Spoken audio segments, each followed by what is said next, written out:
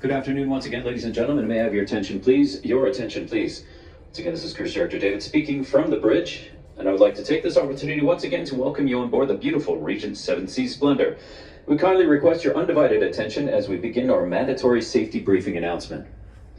According to SOLAS, or the Safety of Life at Sea Standards, international maritime law, and the United States Coast Guard regulations, when new guests embark, a passenger briefing must be given prior to sailing or immediately after departure. Safety information and your instructions are posted on the back of your suite door. You will also find your designated assembly station letter, which is where you will meet in your assembly station, on the front of your Regent key card, which is your suite key or room key.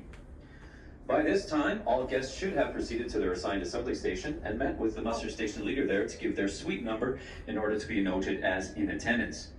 You're advised of the location to gather within your assembly station based on the letter and number on the bottom right-hand corner of your suite key card. This would happen in the actual emergency.